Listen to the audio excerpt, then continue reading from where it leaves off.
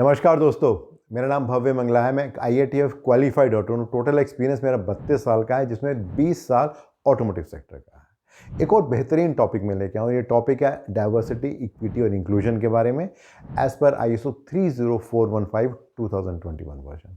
और आज मैं स्पेसिफिकली बात करने वाला हूँ PDCA साइकिल की, planning do check and act, और उसका लिंकेज किस तरीके से इस पर्टिकुलर स्टैंडर्ड के साथ। और जब तक ये वीडियो समाप्त होगा आपको अंडरस्टैंड होगा PDCA साइकिल क्या है, किस तरीके से उसको हम इंटरलिंक कर सकते हैं 10315 के साथ, क्या उसका बेनिफिट हो सकता है ऑर्गेनाइजेशन को, और किस तरीके से इसको इफेक्टिवली इंप्लीमेंट कर सकती है ऑर्गेनाइजेशन। अगर आप अपने आसपास देखेंगे तो सब कुछ डाइवर्स है। हम बोलते हैं किसी के अंदर इनबोर्न टैलेंट है कि वो पब्लिक स्पीकिंग कर सकता है। हम बोलते हैं किसी के अंदर इनबोर्न टैलेंट है कि उसके अंदर लीडरशिप क्वालिटी है। हम बोलते हैं किसी को बहुत जल्दी कोई भी नई लैंग्वेज समझ में आती है। हम बोलते हैं कोई बहुत जल्दी किसी के साथ नेटवर्किंग रिलेशनशिप कर सकता है। हमें लगता है कि कोई ऐसा आदमी है, इसको स्टेज पे खड़ा कर दिया जाए तो मर ही जाएगा। तो हम सब अलग अलग लोग हैं, हम सब की अलग अलग कैपेबिलिटीज़ हैं। और किसी भी देश, किसी भी ऑर्गेनाइजेशन की स्ट्रेंथ उसकी डाइवर्सिटी में ही होती है। कभी भी ऐसा नहीं होता कि एक खास तरह के लोग उसे चाहिए तब जाके कुछ हो सकता है। और यही कुछ ये standard ISO 30415 diversity and inclusion बात करता है। बहुत सारी स्टडीज़ हैं जो बात करती हैं कि किस तरीके से इसका बेनिफिट ले सकते हैं। जैसे डिलॉयट की एक स्टडी कहती है कि जिस भी ऑर्गेनाइजेशन में डाइवर्सिटी को बहुत इफेक्टिवली इंप्लीमेंट किया जा सकता है, वहाँ पे 2.5 से 3 टाइम ज़्यादा वहाँ पे कैश फ्लो होता है। गार्डनर की एक स्टडी कहती है कि जिस भी ऑर्गेनाइजेशन में डाइवर्सिटी को बहुत अच्छे से इंप्लीमेंट किया जाता है, वहाँ 30% से ज़्यादा इंक्रीज ग्रोथ रहती है। तो ये डाटा बताता है कि किस लिए ये इंपॉर्टेंट है और कैसे इसका बेनिफिट लिया जा सकता है। आज इस पर्टिकुलर वीडियो में स्पेसिफिकली बात करने वाला हूँ with respect to PDCA cycle कि किस तरीके से उसका लिंक है इस पर्टिकुलर स्टैंडर्ड के साथ। और आगे जाने से पहले SDG गोल, जो 17 SDG गोल हैं, सस्टेनेबल डेवलपमेंट गोल, उनमें से 4 ऐसे गोल हैं जो इस पर्टिकुलर स्टैंडर्ड से लिंक है। जो पहला है वो बात करता है जेंडर इक्वालिटी की, वो सस्टेनेबल गोल नंबर 5 है। उसके बाद जो दूसरा है वो बात करता है goal number 8 decent work and economic growth के बारे में। उसके बाद 9 नंबर बात करता है इंडस्ट्री, इनोवेशन एंड इंफ्रास्ट्रक्चर के बारे में। और लास्ट है SDG नंबर 10 जो बात करता है किस तरीके से हम इनइक्वालिटी को रिड्यूस कर सकते हैं। तो शुरुआत करते हैं विद रिस्पेक्ट टू PDCA। तो जब हम प्लान की बात करते हैं तो इंटेंट हमारा क्या है कि क्या एक्शन हमें सोचना है जो हमें अचीव करना है जिससे कि वो इम्पैक्ट आ सके। तो यहाँ हम बात कर रहे हैं प्राइमरली किस तरीके से हम डाइवर्सिटी इंक्लूजन के गोल सेट करें, क्या ऑब्जेक्टिव सेट करें जिससे कि हम उसको लेवरेज कर सकें। तो सबसे पहला इंपॉर्टेंट जो हमारा ऑब्जेक्टिव है वो है कि किस तरीके से हम इनोवेशन को इनिशिएट कर सकते हैं किसी ऑर्गेनाइजेशन में। इसका मतलब ये है कि कैसे हम इंश्योर कर सकते हैं कि लोग के पास नए थॉट, नए आइडियाज़ आएँ जिससे कि ऑर्गेनाइजेशन ग्रो कर सके। देन जो दूसरा टारगेट होता है जिससे इम्पैक्ट आ सकता है वो बात करता है with respect to employ engagement.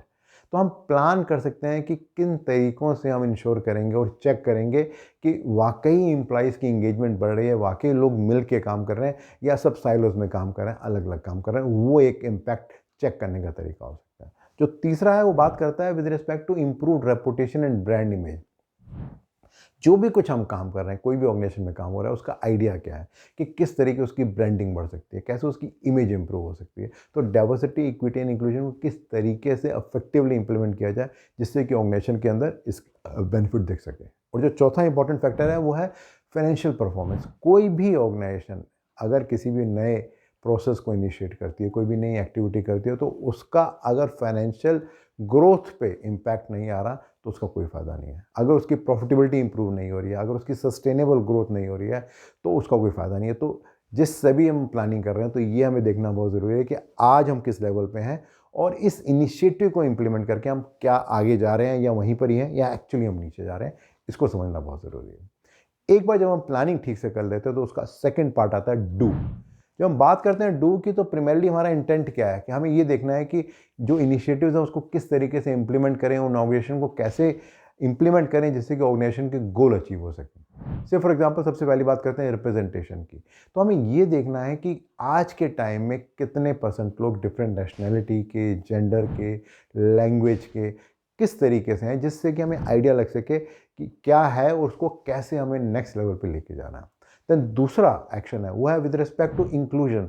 ये भी देखना बहुत ज़रूरी है कि जब भी हम कोई नया बिजनेस लेके आते हैं या जब भी हम कोई नया डिपार्टमेंट क्रिएट करते हैं, तो वहाँ पर हम सभी तरह के लोगों को इन्वॉल्व कर रहे हैं, या एक पर्टिकुलर जेंडर के, या पर्टिकुलर नेशनलिटी के, या पर्टिकुलर लैंग्वेज के लोगों को इंक्लूड कर रहे हैं, उसको देखना और उस पर एक्शन लेना बहुत ज़रूरी है। तीसरा जो इंपॉर्टेंट फैक्टर है वो बात है विद रिस्पेक्ट टू फेयरनेस। जब भी हम लोगों की नई रिक्रूटमेंट कर रहे हैं, जिससे में हम लोगों को प्रमोशन दे रहे हैं, जिससे में हम इंक्रीमेंट दे रहे हैं, क्या ऐसा तो नहीं हो रहा है कि हम खास कैटेगरी को बेनिफिट दे रहे हैं, खास कैटेगरी को बिल्कुल हम पीछे करके चल रहे हैं? ऐसा तो नहीं हो रहा, उसको देखना बहुत ज़रूरी है।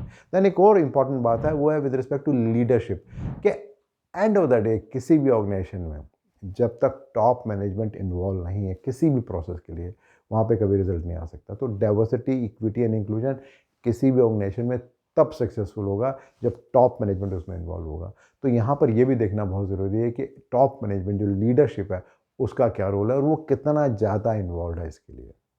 जो तीसरा आता है प्लान डू के बाद चेक करना। अब हमें ये देखना है कि क्या मेज़र हो सकता है, कैसे हम मेज़र करें कि इफेक्टिवनेस क्या है डाइवर्सिटी एंड इंक्लूजन की, और क्या उसका रिजल्ट आ रहा है। तो यहाँ पे इंटेंट क्या है? यहाँ पे इंटेंट ओवरऑल ये है कि व्हाटएवर हमने जो एक्शन सोचे थे, या जो भी हमने प्लान किए थे और जिनको हमने इम्प्लीमेंट किया था, उनको करने के बाद क्या वो डिज़ायर्ड रिजल्ट आ रहे हैं या नहीं आ रहे। अगर वो रिजल्ट आ रहे हैं तो क्या वो बिना किसी कारण के आ रहे हैं, या वाकई उसमें जो डाइवर्सिटी, इक्विटी एंड इंक्लूजन का थॉट प्रोसेस हमारा था उससे आ रहे हैं। ऐसा तो नहीं हो रहा कि किसी ऑर्गेनाइजेशन में सिर्फ डाइवर्सिटी एंड इंक्लूजन के बारे में सिर्फ शोर मचाया जा रहा है, जैसे एक मार्केट इमेज बनाई जा सके, शेयर होल्डर्स को लगाया जा सके कि भाई आजकल ऐसा हो रहा है, या मे बी आज के टाइम में चूंकि सारी दुनिया में डाइवर्सिटी की बात हो रही है, इक्विटी की बात हो रही है, इसलिए हमें भी इसके बारे में बोलना चाहिए, बट रियल सेंस में तो कुछ हो नहीं रहा। ये सारी बातों को चेक करना इस स्टेज पे बहुत ज़रूरी है। एंड देन लास्ट आता है with respect to what actions और what review in to D, जिससे कि हम उसका आउटकम को और इम्प्रूव कर सकें और बेटर कर सकें जो हमने प्लानिंग में सोचा था। जैसे कि पहला पॉइंट था कि क्या हमारी वर्कफोर्स डाइवर्स एंड इंक्लूसिव है, उसको चेक करना बहुत ज़रूरी है, और उसको मेंटेन और सस्टेन करना ज़रूरी है। देन जो हमने सोचा था कि एक इनोवेटिव और इंगेज वर्कफोर्स होगी, क्या एक्चुअली में वो हो रहा है? क्या वाकई डाइवर्सिटी के कारण से हमारे यहाँ पे कुछ नई इनोवेशन आ रही हैं, या सब कुछ पहले जैसा ही चल रहा है? देन ये देखना बहुत ज़रूरी है कि क्या हमारी reputation and brand image improve हो रही है, और अगर इंप्रूव हो रही है तो और क्या कर सकते हैं जिसको हम और बेटर और अच्छा कर सकते हैं। एंड देन लास्ट सबसे इंपॉर्टेंट जो फाइनेंशियल रिजल्ट्स हैं, क्या वो इम्प्रूव हो रहे हैं, नहीं हो रहे, और अगर हो रहे हैं तो क्या वो सस्टेनेबल हैं या बस ऊपर नीचे बार बार जा रहे हैं, और उसका कितना ज़्यादा क्रेडिट हम डाइवर्सिटी को दे सकते हैं, इसको अंडरस्टैंड करना बहुत ज़रूरी है। तो अगर मैं समरी करूं, मैंने बात की थी planning, doing, checking and act with respect to ISO 30415, और उसको रिलेट करके देखने की कोशिश की कि किस तरीके से इसको हम इफेक्टिवली किसी भी ऑर्गेनाइजेशन में इंप्लीमेंट कर सकते हैं, उसका बेनिफिट ले सकते हैं। एंड देन सर्टेनली कोई भी ऑर्गेनाइजेशन अगर ISO 30415 को इफेक्टिवली इंप्लीमेंट करता है तो सर्टेनली उसके बिजनेस रिटर्न्स इंप्रूव होंगे, उसकी जो ग्रोथ है वो सस्टेन रहेगी, एम्प्लॉय का मोटिवेशन एम्पावरमेंट बढ़ेगा, और जो एम्प्लॉय का रिटेंशन है सर्टेनली उसके अंदर इंप्रूवमेंट आएगी। मेरा जो अगला वीडियो रहेगा वो भी इसी ISO 30415 के बारे में एक और इंटरेस्टिंग टॉपिक के बारे में रहेगा। रेगुलरली बहुत सारे फीडबैक आ रहे हैं और हेल्प कर रहे हैं अंडरस्टैंड करने के लिए आपकी एक्सपेक्टेशन क्या है, सो प्लीज़ उसको आप कंटिन्यू कीजिए। और इन केस इस पर्टिकुलर वीडियो को आप और डिटेल में जानना और समझना चाहते हो तो नीचे एक लिंक मिलेगा, उसे आप क्लिक करेंगे तो एक ब्लॉग आपको दिखेगा, वहाँ और डिटेल में जानकारी मिलेगी इस वीडियो के बारे में। और अगर आपको लगता है कि इस तरह के ब्लॉग्स एंड वीडियोज़ यूज़फुल हैं तो आप हमेशा अपने फ्रेंड्स एंड कोलीग से शेयर कर सकते हैं। मेरे यूट्यूब चैनल और मेरी वेबसाइट bhavyamangla.com को सब्सक्राइब भी कर सकते हैं। धन्यवाद।